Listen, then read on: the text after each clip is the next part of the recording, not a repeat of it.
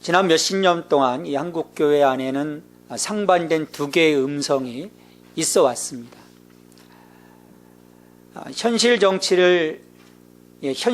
참여를 외치는 이들과 교회 본분에 충실하자는 이들의 음성이었습니다. 사실 유신 정권 이후 이 독재 정권에 대항하면서 줄기차게 이 두 흐름은 서로를 존중하지 못하고 대립해 왔습니다. 지난주에는 18대 대통령 선거에 대해서 카톨릭 내에서도 이 같은 상반된 두 개의 주장이 부딪혔습니다. 한쪽에서는 성직자들이 정치 참여를 하지 말아야 한다고 주장하고, 다른 한쪽에서는 그럴 수 없다고 강변하면서 대통령의 퇴진 운동을 펼치기 시작했습니다. 아마도 당분간 이 카톨릭 내 이 갈등이 지속될 뿐만 아니라 개신교 쪽으로도 이 불길이 옮겨오게 되리라고 생각을 합니다. 저는 예수 그리스도께서 이 땅에 빛으로 오심을 기다리는 대림절 이 절기에 이 같은 일련의 일들을 바라보면서 곰곰이 생각해 보았습니다. 우리 교회가, 우리 그리스도인들이 지금 해야 할 일이 무엇인지, 이런 그 사회의 모습들을 바라보면서 묵묵히 기도하고 정말 침묵해야 하는 것인지, 아니면 시대의 예언자가 되어서 길거리로 나가야 하는 것인지, 대립과 분열로 치닫는 지금 무엇이 우리 하나님께서 기뻐하시는 일일까? 한 주간 곰곰이 생각을 해보았습니다. 이런 그 시대의 시대에 대한 통찰뿐만 아니라 우리들 일상의 삶을 바라보는 것도 마찬가지입니다.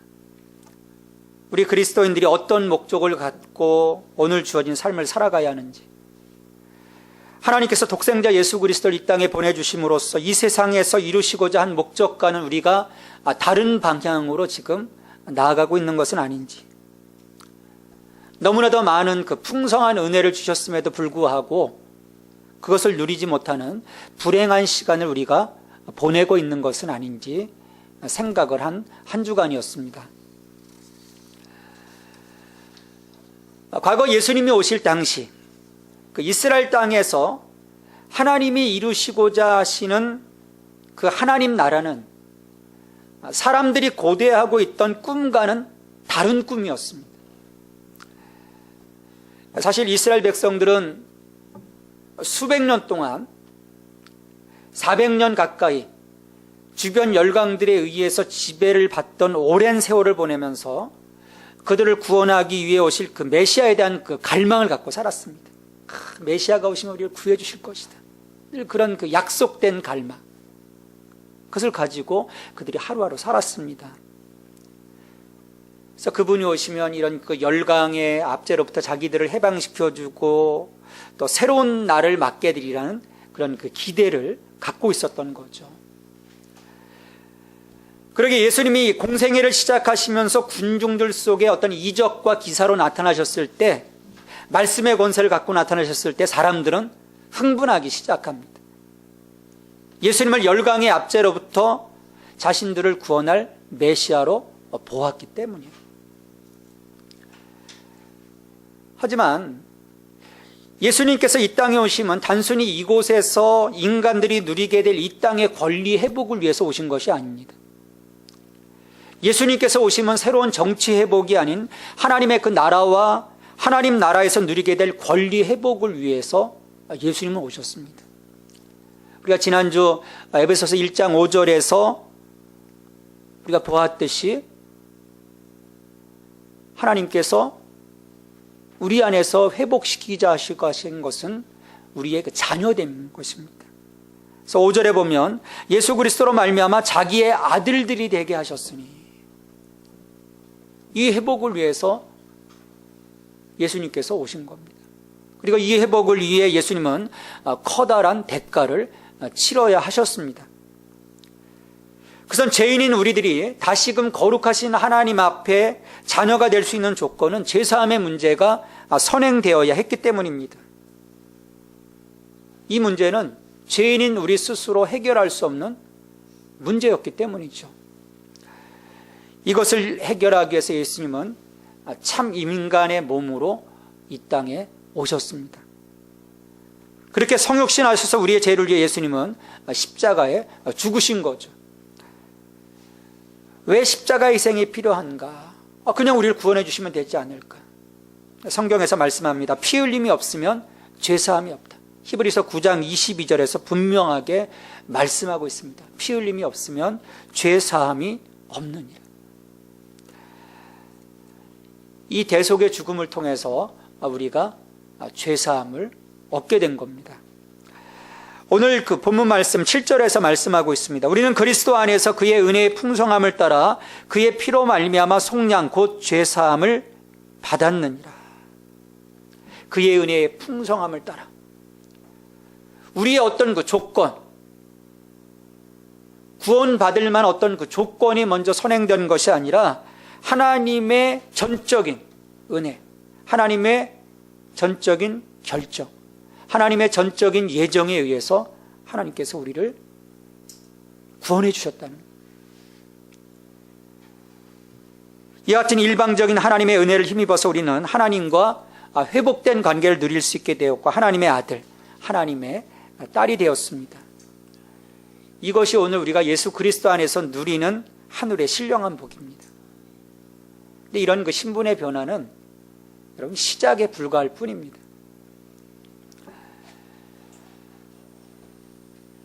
복음을 누구나 깨닫고 예수께로 돌이켜서 구원의 기쁨을 누리고 이 하나님의 자녀됨을 누릴 수 있다면 여러분 얼마나 좋겠습니까? 근데 안타깝게도 우리 주변을 둘러보면 많은 이들이 듣고 보았음에도 불구하고 이 신령한 복을 누리지 못하고 있습니다. 그런 그 상황에도 불구하고 오늘 우리가 이 구속의 기쁨을 누리고 살아갈 수 있는 것은 은혜로 인한 기적입니다. 많은 사람들이 이것을 보고 듣지 못하는데, 깨닫지 못하는데, 이 복음의 그 비밀을 깨달을 수 있도록 하나님께서 우리에게 지혜와 총명을 주셨기 때문이에요. 8절 말씀입니다. 이는 그가 모든 지혜와 총명을 우리에게 넘치게 하사라고 말씀하고 있습니다. 이는 그가 모든 지혜와 총명을 우리에게 넘치게 하사. 하나님께서 넘치는 은혜를 통해서 우리에게 구속을 제공하실 뿐만 아니라 이와 함께 모든 지혜와 통찰력도 주셔서 우리들로 하여금 하나님께서 그리스도 안에서 행하신 일들과 또한 그것이 함축하고 있는 의미들을 이해하고 받아들일 뿐만 아니라 새로운 그 하나님의 질서에 따라 살아가도록 우리를 도와주시는 지혜와 총명을 주심을 통해서 9절의 말씀에 보면은 그 뜻의 비밀을 우리에게 알리신 것이요 그의 기뻐하심을 따라 그리스도 안에서 때가 찬 경륜을 위하여 예정하신 것이니라 말씀을 합니다. 하나님은 이 그리스도 안에서 성취하신 이 하나님의 구원의 계획을 모든 사람에게 보여주셨고 숨기지 않으셨어요. 모든 사람이 알도록 선포하셨습니다. 그것은 하나님의 마음이기 때문이에요. 모든 사람들이 구원받기를 원하시는 하나님의 마음이기 때문입니다. 그리고 이 일을 하나님이 기뻐하셨어요. 이렇게 우리 그리스도인들의 통찰력은 구원의 비밀을 알아보는 수준까지 올라와 있습니다. 하나님이 그런 그 지혜와 총명을 주셨습니다. 여러분에게 이 지혜와 통찰력이 지금 있으십니까? 그게 있기 때문에 우리가 여기에 앉아 있는 거예요. 그렇기 때문에 우리가 말씀을 들을 수 있고 말씀을 듣고 내가 하나님 앞에 회개하고 또 결단하고 또 새로운 삶을 또 살아가기를 소망하는 것이죠. 그 지혜와 총명이 없다면, 내게 하나님 그 선물을 주시지 않으셨다면 우리는 아직도 무지함 가운데 빠져 있게 될 것입니다. 그래서 우리는 이 지혜와 총명을 가지고 그리스도를 바라보고 오늘 내 삶에 다가오시는 그분의 뜻을 헤아리고 또 이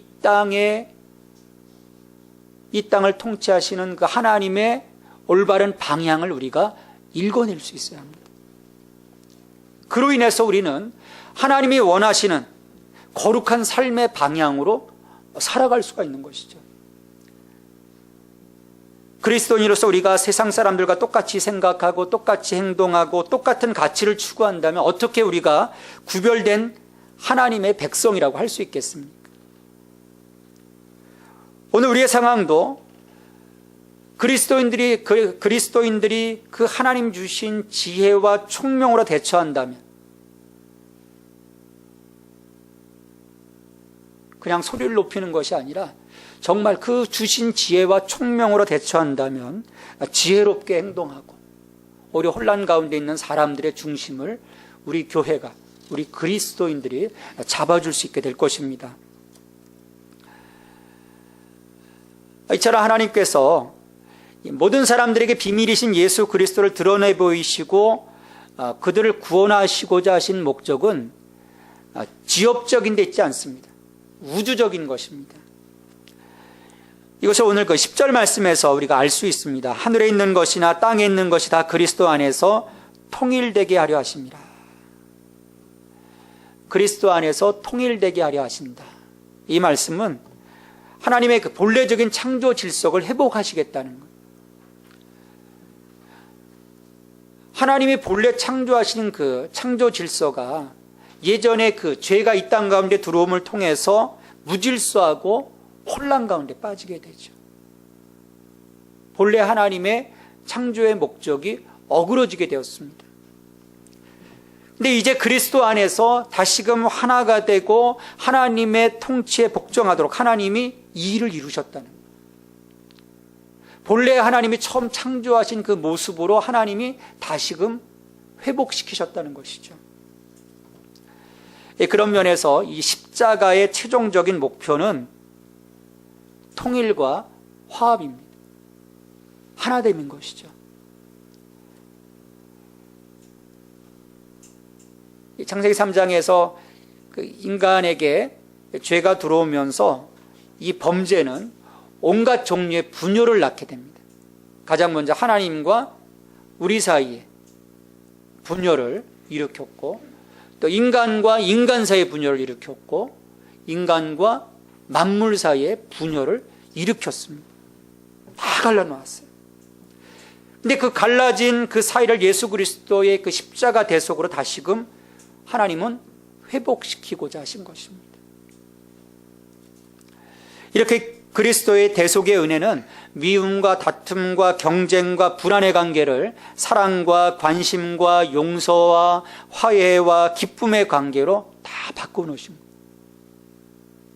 이로 인해서 이 무질서와 혼돈 가운데 있던 모든 만물이 그리스도 안에서 공통된 목적을 가지고 나아갈 수 있도록 하나님이 만들으셨습니다. 그러기에 우리 교회와 우리 그리스도인들은 분열의 현장에 있어서는 안 되는 것이죠. 그것은 주님의 뜻이 아니에요. 십자가의 뜻이 아닙니다.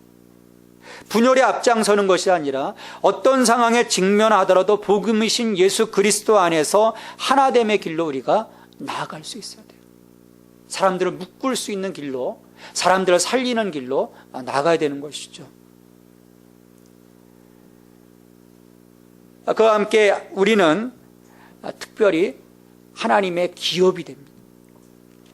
오늘 11절 말씀해 보시면 모든 일을 그의 뜻의 결정대로 일하시는 이의 계획을 따라 우리가 예정을 입어 그 안에서 기업이 되었으니, 이 하나님의 구원의 계획을 따라서 그리스도 안에서 하나님의 기업이 되었다는 거예요. 여러분, 이게 무슨 말입니까? 하나님의 소유가 되었다는 거예요. 하나님이 뭔가 이루가시고자 하시는 어떤 목적을 갖고 있는 소유가 되었다는 거예요. 거기에 하나님께서 모든 것을 쏟아붓고자 하시는 우리의 기업이 되었다는 거예요.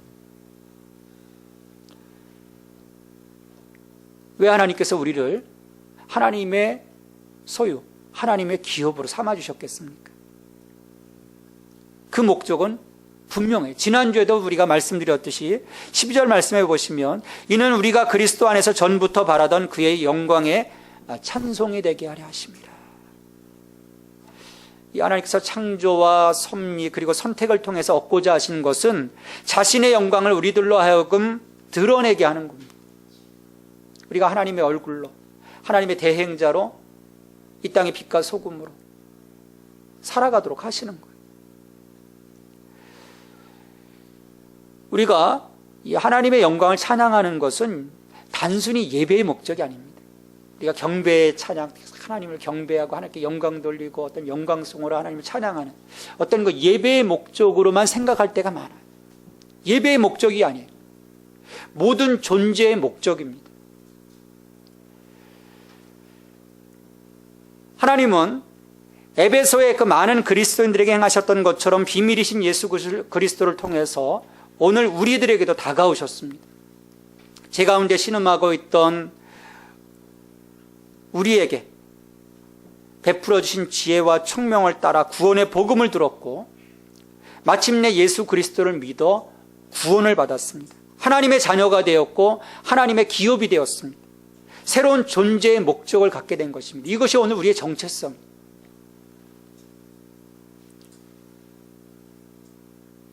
그리고 하나님은 이 구원의 사건을 보증해 주시기 위해서 우리에게 성령을 보내주셨어요. 13절 말씀 우리 함께 읽겠습니다. 그 안에서 너희도 진리의 말씀 곧 너희의 구원의 복음을 듣고 그 안에서 또한 믿어 약속의 성령으로 인치심을 받았으니. 우리 믿는 자들이 성령을 받는 것은 그들이 특별한 의미에서 하나님에게 속해 있음을 나타내는 표시입니다. 하나님 도장 찍어주시는 거예요. 넌 내 거다. 내가 너의 삶을 보장한다. 내가 너의 구원을 보장한다. 하나님 성령의 인치심을 통해서 이 모든 것을 보증해 주신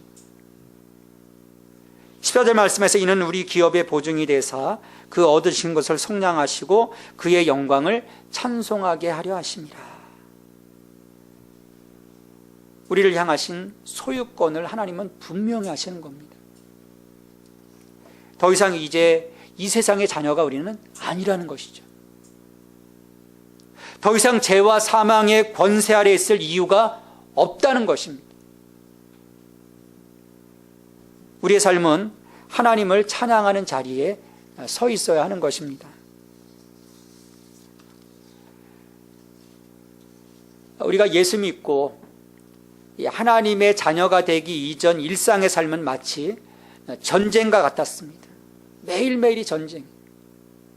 그 앞에서 우리는 늘 지곤 했었습니다. 하지만 이제 그런 전쟁은 이제 끝났습니다. 예수 그리스도께서 죄와 사망의 권세를 이기셨기 때문이에요. 그럼 전쟁은 끝났습니다. 더 이상 우리는 그것의 지배를 받지 않습니다. 더 이상 항복할 이유도 없어요.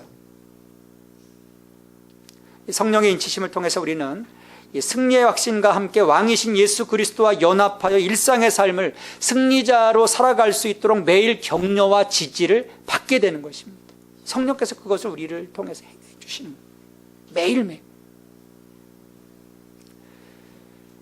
더욱이 우리의 구원은 하나님에게서 비롯되는 것입니다. 또한 구원의 이 목적은 단순히 인간들의 필요들이 충족되는 것만이 아니라 물론 그런 것들이 성취되긴 하지만 무엇보다도 먼저 하나님 그분이 영광을 받으시기 위한 것입니다. 그게 제일 목적이에요. 사람의 제일 되는 목적은 하나님을 영원롭게 하는 것과 영원토록 그를 즐거워하는 것이다 라고 신앙 고백을 합니다. 하나님은 오늘도 우리가 그리스도 안에서 너무도 풍성한 복을 주셨습니다. 이 땅의 가치를 이룰 수 없는 은혜를 입고 사는 하늘의 백성들로서 아버지 하나님을 찬송하는 삶은 가장 기본적인 삶이 되어야 합니다. 사도 바울은 빌립보서 1장 21절에서 고백을 합니다. 살든지 죽든지 내 몸에서 그리스도가 존귀하게 되게 하려 하나니. 그렇게 우리가 하나님의 영광으로 그리스도의 영광으로 살아가기를 결단할 때 하나님은 우리들이 당신의 그 기업이기 때문에 우리를 품에 안고 가시는,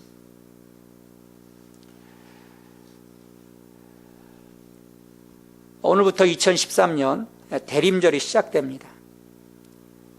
우리는 이제 12월 25일 성탄절이 되기까지 죄에 빠져서 암울함 가운데 있던 인간들을 구원하기 위해 시간 속으로 오신 예수님의 탄생을 기다리는 절기를 보내게 됩니다. 부활절과는 다른 또 다른 새로운 의미에서의 그런 그 영적인 절기인 것이죠. 하지만 지금 이 땅의 현실을 보면 썩 좋아 보이지가 않습니다. 정치적으로 혼돈 가운데 빠져 있습니다. 또 일부 성직자들까지 그 진흙탕 속에 뛰어들었습니다. 더욱이 미국, 중국, 일본의 이 동북아 패권 싸움의 틈바구니에서 우리는 여전히 갈 바를 알지 못하고 허둥거리고 있습니다. 마찬가지로 우리 개인의 삶도 그렇습니다. 2013년이 저물어가는 이 한 해의 끝자락에서 확실한 것들이 그리 많아 보이지 않습니다. 또 앞에 남아있는 수많은 시간을 어떻게 감당할까 생각해 보면 사실 잠이 오질 않습니다. 이런 희망이 사라진 곳에 우리 주님이 오신 것, 그것은 하나님께서 우리에게 하늘의 신령한 복을 주시기 위한 첫걸음입니다. 이것을 출발로 십자가를 통해 우리의 죄를 대속하셨고 하나님 앞에 거룩하고 흠없는 하나님의 자녀로 삼아주셨습니다. 이렇게 우리 주님은 우리를 하나님의 기업으로 세워주시기 위해서 오셨습니다. 뿐만 아니라 우리의 앞날에 대한 보증이 되어주기를 하나님은 원하십니다. 우리의 삶은 하나님의 영광의 찬송이 될 것입니다. 이것을 위해서 하나님은 오늘 우리의 삶을 세워주시고자 하십니다. 우리를 강하게, 담대하게 우리를 세워주기를 원하십니다.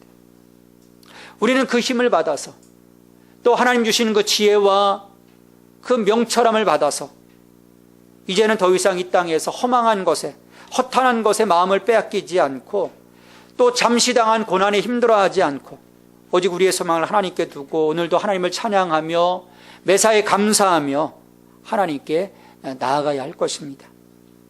우리가 뒤로 물러서지 않고 믿음으로 한 걸음씩 나아갈 때 빛으로 오신 예수 그리스도께서 우리의 삶을 지지해 주시고 오늘도 성령을 통해서 우리를 세워가 주실 것입니다. 왜냐하면 우리는 성령으로 인치신 하나님의 소유된 기업이기 때문입니다. 하나님의 이 사랑과 은혜를 힘입어서 우리에게 빛으로 오신 예수 그리스도 안에서 하나님의 기업으로 하나님께 영광 돌리는 저와 여러분이 되기를 간절히 바랍니다. 하나님 아버지 감사합니다. 대림절 시작되는 첫 번째 주일 빛으로 오신 예수 그리스도를 저희가 묵상하게 하시니 감사를 드립니다. 이 땅에 오셔서 우리의 그 자녀됨을 회복시켜 주시고 또 성령으로 저희들을 인쳐 주시어서 하나님의 기업으로 살아가 계신 그 하나님의 구원의 은총 안에서 저희들의 삶을 다시금 새롭게 바라보게 하시고 이 땅에서 우리가 어떤 삶을 살아가야 할지, 세상에 어떤 거룩한 영향력을 미쳐야 할지를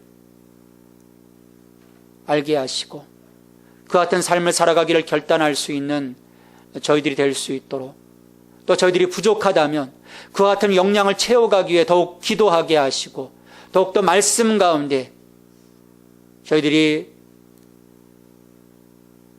삶을 다시금 새롭게 세워가기에 애쓰는 대림절 주간이 될 수 있도록 주님 도와주시옵소서. 하나님, 매 순간 이 땅을 살아가면서 주님, 우리가 누구인지를 언제나 명확하게 깨닫고 살아가게 도와주시옵소서. 우리는 하나님의 자녀입니다. 우리의 존재의 목적은 하나님의 영광을 위함입니다. 주님, 우리는 이 땅 가운데서 분열과 대립이 아닌 하나됨의 역사를 이루어가야 하는 하나님의 청지기입니다. 주님, 도와주시옵소서. 한국교회가 이 땅 가운데 주님 그와 같은 역사를 이루어가서 하나님 이 사회를 온전하게 선도해 나갈 수 있는 하나님 거룩한 공동체가 될 수 있도록 주님 축복하여 주시옵소서. 이 모든 간구를 예수님의 이름으로 기도하옵나이다. 아멘.